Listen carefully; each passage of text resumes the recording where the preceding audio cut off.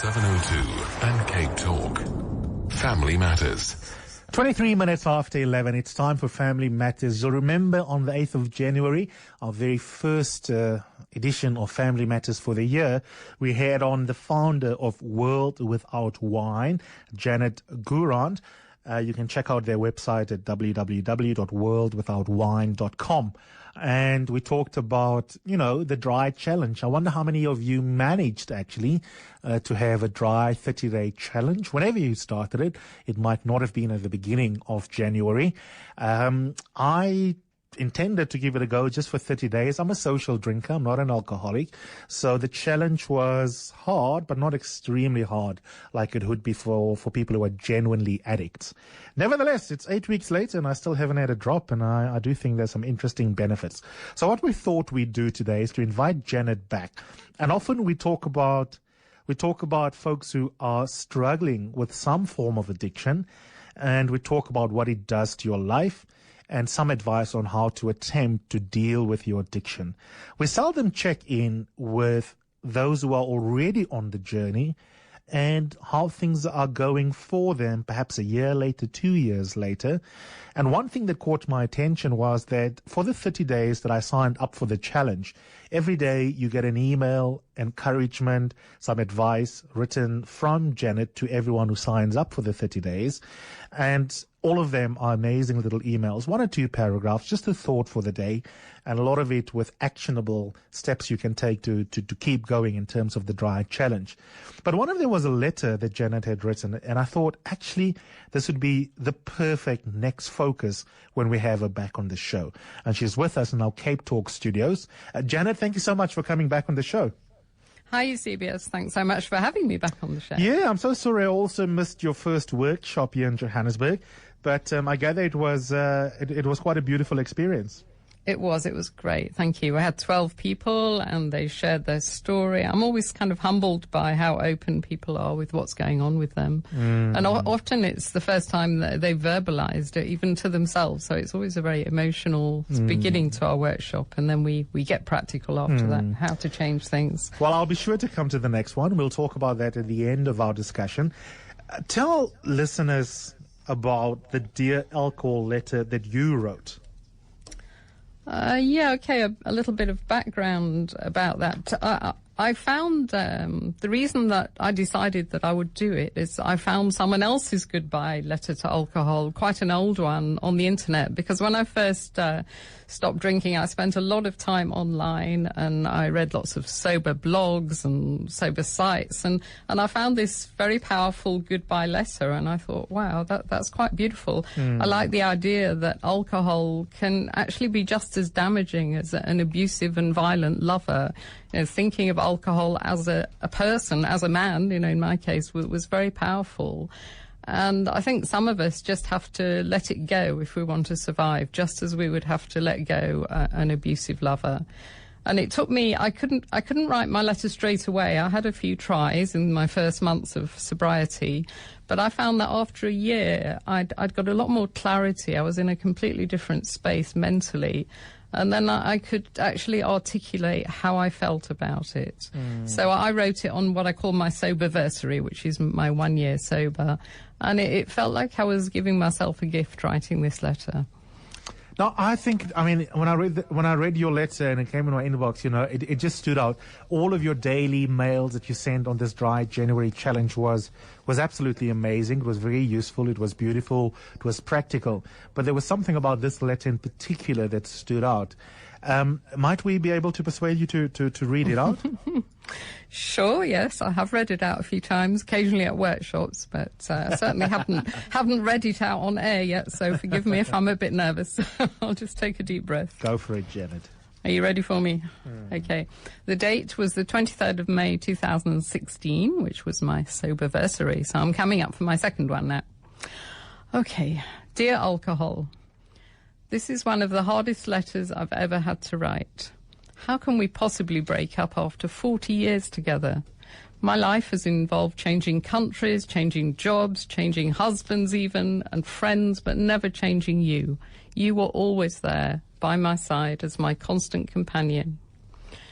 We met when I was still a teenager. You gave me the courage I needed to get through college and to make and sustain relationships. We had some wonderful times together. I flirted with drugs but stayed faithful to you. You were the best, and you made me feel so special. You gave me confidence. I was still me, but just an amplified version. You helped me soothe the pain when things were not so good. Why suffer with difficult emotions when you were there to erase them? As I got into my 20s, there were a few warning signs. Do you remember that time I got so hammered that I passed out in my bath and my flatmate had to ring the fire brigade to knock the door down? That was a great story to tell, especially the bit when I woke up in hospital the next morning with a shrink by my bedside. How we laughed at that one. You were there when I met my first husband, who also loved a drink, as did all our friends. I deserted you briefly when I became pregnant with my son, but I still remember how much I missed you and how happy I was when we were reunited to toast the baby's arrival. You never prevented me from succeeding in my career. Surrounded by heavy drinking colleagues, we all believed in work hard, play hard, and anyone missing out on the weekly drinking session was viewed with great suspicion and written off as boring. After more than 20 happy years together, trouble came when I married for the second time. For some inexplicable reason, my second husband hated you. He was jealous and resentful of the hold you had over me, and I realized that I would have to choose.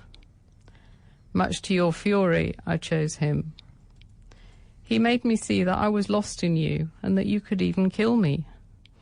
I went through breast cancer, but you convinced me you were innocent and that I needed you even more to dull the fear of dying. There followed a decade of trying to moderate. The thought of losing you completely was anathema to me, but surely we could all live together if you and I were to cool our relationship. This ménage à trois worked for a while. For months at a time, we could all get along fine, and then you would suddenly exert your power and make sure that we had a crazy time together. Blackouts, injuries, and terrible hangovers would follow, and I would hate myself for giving in to you. You'd become controlling and just wouldn't let me go. The push and pull was becoming too much to bear. I came to the jumping-off place. Blackout followed blackout while my husband watched helplessly. Sometimes I could easily drink a couple of bottles of wine and feel nothing at all. Other times I would feel quite drunk after just one glass. I finally realized this could not go on. There would be no going back if I continued on this path. So on May the 23rd, 2015, I made my decision. I told you it was over. My heart was heavy, but you were ruining my life. That was a whole year ago, so I now know it's possible to live without you. How you struggled at first. Every day you hopped on and on at me. I had no peace. You told me I would never survive a party or social event without you. Evenings at home without you were endless, painful and pointless. Socializing was difficult. I could not even get to sleep without you and lay awake for hours wondering if I'd done the right thing. Without you to encourage me, I felt depressed, angry and resentful of everyone still drinking. You told me I would never cope with the bad times without you. After all, what experience did I have of dealing with my emotions? How I missed the buzz, that beautiful high that came after a few glasses of wine, especially on an empty stomach. Never mind that after the high I would sometimes come crashing down and end up in tears. But I hung on in there, and very slowly it got better. Your voice became fainter, my friends stuck with me, and of course my long-suffering husband was thrilled. I now realize that during all those years of trying to moderate our relationship was actually as strong as ever. Your hold on me was ever present. You would allow me to cool it for a while, but then come storming back with a vengeance, causing havoc in my life. You were right, it was hard, and sometimes it still is. Looking back on my year of sobriety, I still remember the dismal birthday, Christmas and New Year celebrations. How could I celebrate without you beside me? But I'm learning, and year 2 is going to be easier now that your power over me has diminished, and I have experienced the joy of living without you. So thanks for the memories. I'll never forget you and often smile as I think back to those crazy times we had together. But it's time for me to make a new life now and for me to continue to live without you. Yours sincerely, Janet. Thank you, Janet. 702 and Cape Talk. Family Matters. Janet, you have some of our listeners in tears and, Oh no. I know, and an emotional talk show host here. I'm trying very hard to compose myself, even if an Oprah Winfrey tear is good for the ratings. I tell you why I think that letter is hitting home for so many people. Because when you write a Dear John letter to a human being, we have interpersonal relations that are real. When you have to divorce a friend that is no longer a force for good in your life, it's a real human being. And your letter is not some weird anthropomorphizing of a clever Oxbridge student. It's because literally alcohol was another person in your life. Yeah. Was my best friend for a long time. And when you read that letter, are you now able to rehearse it in your workshops as part of the toolkit to help others also stay dry, or does it still for you stir up real memories? Because the thing about letting go of a friend, a loved one, a relative, is that if it was as genuine, that relationship, as it was, and obviously your relationship with alcohol was a genuine relationship, the memories flood back, the good and the bad. Absolutely, yes. It's still emotional for me to read it, but I think it's so valuable for people that are embarking, certainly on this journey that I've been on, because we have at least one or two people, I think, at every workshop that writes a letter and they send it in to me, and we've had some beautiful letters, and they make me cry when I read them. They're just unbelievable. We've now even started a little website to collect them all because we've decided we want a home for these beautiful pieces of writing. And then you're going to publish them as a collection. Yes. Yeah. Is that website up yet? Yes, it just went up last night. It's called goodbyetoletters.com. Goodbye. And then spelt T-O and then letters, all one word, lowercase, goodbyetoletters.com. Okay.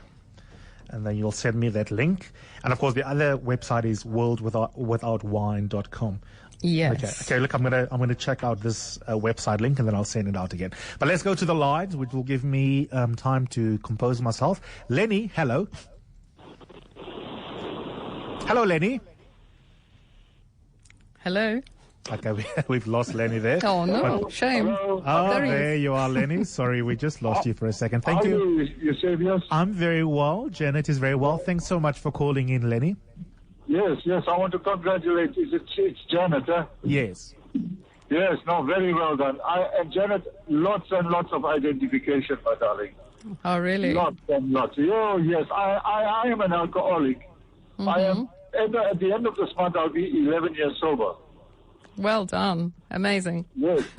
Yes, and I follow a specific program and so on, and that helps ensure Yeah. that I am clean, one day at a time. But Yeah. what a lovely letter, man. What a lovely letter. Alcoholism is taking over this country by storm.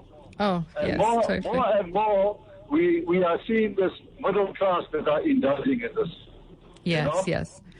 Yes, I think the profile of the alcoholic is no longer the kind of homeless person on the park bench. It's people that we're mixing with and seeing every single day. Absolutely. Lenny, thanks so much for sharing that. Thanks, Lenny. Yeah, I really appreciate it. I mean, I'd love to hear from you. Call in. If you've got questions for our guest, for Janet, you can ask her, perhaps some advice on how to stay dry. But, as much as there's a tinge of sadness in the letter that Janet has read out, the reason why I wanted to focus on the soberversary is to also give anyone who suffers addiction, who is still an addict, because it's a lifelong challenge, a chance to affirm what it has meant for you after a year, after 2 years looking back. So give us a call on 011-883-0702 in Johannesburg, and in Cape Town on 021-446-0567. And you can begin your own little journey to saying goodbye or writing a letter to alcohol and other forms of addiction. Today we focused on alcohol, but I think many of you will recognize, even if it's not alcohol, there is that double-edged friend in your life. It may be something else. Let's go to Colin next, Janet. Hello, Colin. Hello. How are you? Very good. Thank you for calling us. Yes, Hi, Colin. Yes. How are you, Mandu? We are I'm very good. well, How are you, thanks. 702? How are you? We're very good, Colin. Go ahead. Yes. Hey, I'm very touched by the letter which has just been read over now. And really, some of the issues which are being read on this letter, they relate directly to my life because there are some negative or bad decisions I took earlier in my life because of alcohol. I lost so many things, money, relationships. And really, I feel it's like it's talking to me, this letter, which has been sent, which has been read over the radio now.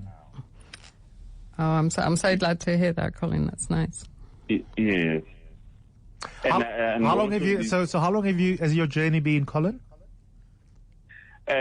For now, it's 9 years since I've stopped drinking alcohol, and yes, I can see a lot of difference in my life. But the reality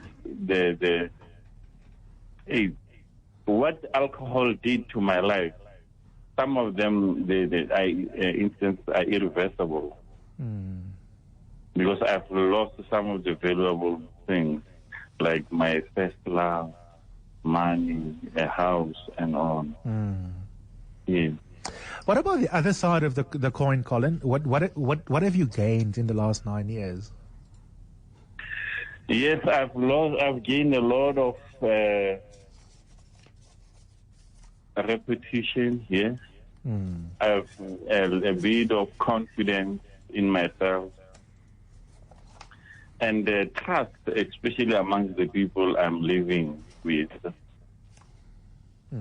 So, although some of the things I've lost earlier on cannot be reversed, but at least for the fact that I managed to move on, there's element of humanity, there's element of moving forward in my life as we speak.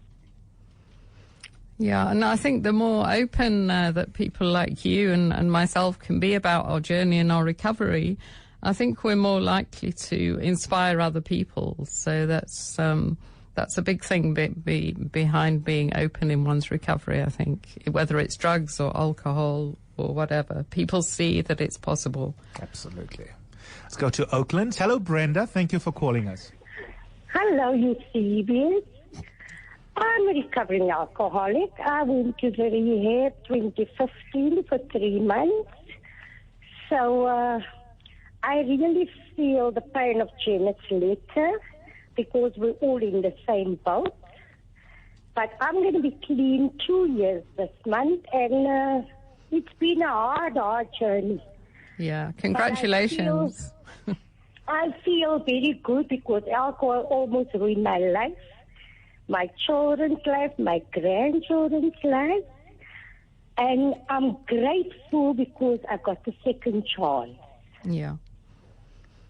Yeah, that's how it feels. Going to the rehab taught me a lot. Did you feel like you were losing a friend, Brenda, even though you've gained so much? Yes. It was the hardest thing to do, come out of rehab, go to parties. I had to get the excess. And if people start drinking, I must think of a plan, how to avoid it. But my family was there for me. My children was really, really a great support. And all my friends that I was drinking with, I explained to them, the time has come, I can see you, but no more alcohol involved. And I've been doing well for myself.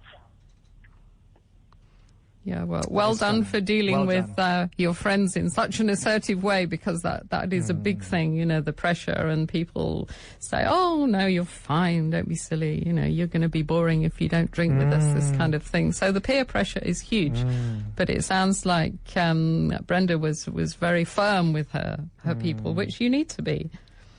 And you know what's interesting, and obviously when we do future installments on our addiction series, is there was one of your daily emails in which you said, and I forget the word now because it was just the perfect word, maybe you'll help me remember, that people often think the cool thing to do, but you didn't use the word cool, is to drink. Or the you know, the awesome thing to do, the radical thing to do, the rad thing to do. Yeah, I know the one you mean now. Yeah, it's I want to it's all recover the word, but actually, the really challenging thing is to choose sobriety. Yeah, it's one of the most rebellious things. Rebellious that you is can the do. word. People think drinking is rebellious. Yeah, Choosing not to drink is rebellious. You're out at a club, you're out at a dinner party, the bottles of wine are there. It's not rebellious to say yes to a glass of wine. Of course not. It is far more rebellious to say, no, I'm not drinking. Yeah. Because you do have to cope with a fair amount of scrutiny and fascination as a non-drinker.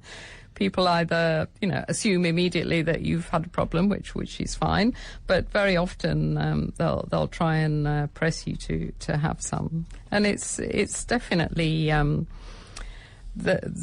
scary, because we kind of move out of our comfort zone. And I read something once that alcohol, an analogy, I love analogies, alcohol's like a comforting cloak that you can wear day in, day out. And when you first take it off, you feel so raw and exposed. And that is how you feel when you're socializing in those early months particularly. I mean, it does get better. I remember in the early days, I was always making excuses and pretending that I had a drink and kind of saying, oh, you know, trying in a way to be more extrovert than I am naturally. And it's almost as if I was saying to them, don't worry, you know, I'm still going to fit in and everything's fine.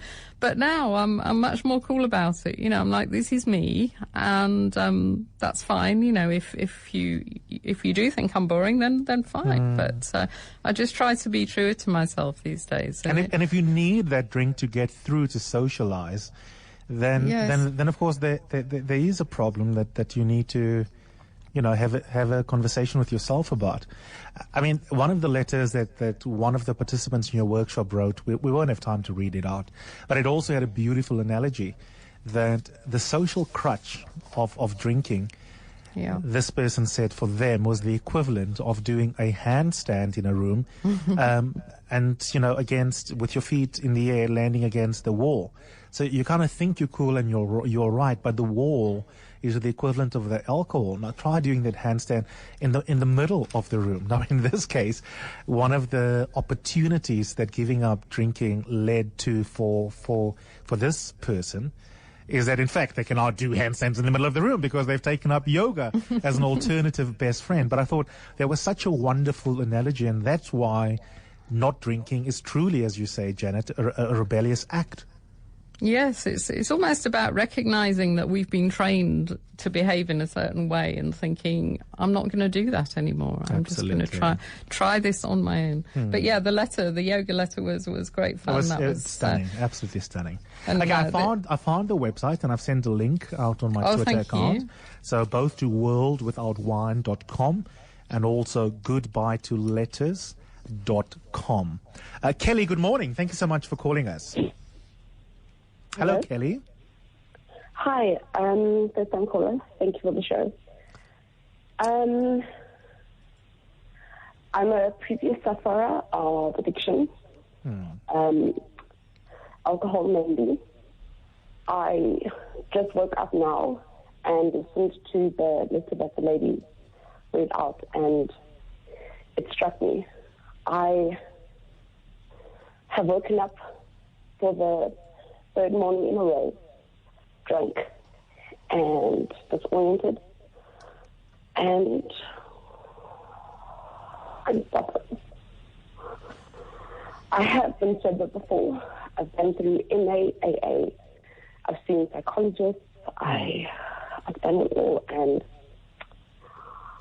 I'm recognizing again that alcohol is an issue for me. I'm relatively young. I'm educated. I'm strong, relatively. But I'm suffering. Again. And I feel... It's okay, Kelly. It's okay. I want to commend you for calling. I thank you for your bravery. And really, it's about what you do from here on. It's okay. You can cry. It's a profound moment for you. And like you said, Janet, the important thing is there isn't a face when it comes to alcoholism. Alcoholism is not a poor homeless person on a bench. Kelly is not alone in being someone who's a young person, a professional. You've been there. Your CV is there. Talk to Kelly with me. Yeah, Kelly, I'm sorry to hear your pain. I guess, what about thinking that it's fate that you turned on your radio this morning feeling terrible and you heard that letter? Maybe it's a message to try again. It sounds like you've tried and failed, and I went through a decade of trying and failing, and I'm much older than you, and it's never too late. And it's not a linear process, is it, Janet? No, of course not. It's really tough, as the other caller was saying. But it sounds as if, you're recognizing where you are. And that is absolutely the first step to accept the fact that you've dialed into kind of national radio to say that you have this problem. That is huge. It's huge. And you're not a failure. It takes a lot of courage. Absolutely. And the thing about addiction, right, and we'll come back to it in future, because we can't problem solve these issues in a 40-minute segment, Janet, is that everyone can be affected by it. Everyone can be susceptible to it. It knows no class. It knows no race. It knows no language. It is a disease that can haunt any person. And society has so normalized alcohol that it's so insidious and it's so easy for us to just slip into the trap. So we're with you, Kelly. We're with you. Yeah. And I tell you, like I said, my sort of sober 8 weeks have been a little bit functionally easier because I don't have the same kind of relationship. I have that relationship, I think, with carbohydrates. That will be more difficult to give up. Yes, we want your goodbye to carbohydrates. Yes, and I'm going to...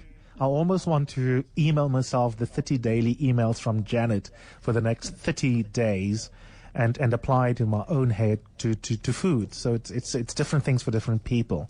But the important thing is knowing that other people who look, sound, move in similar circles as you are also susceptible to this. There isn't a face to alcoholism. So my recommendation, Kelly, is go to worldwithoutwine.com.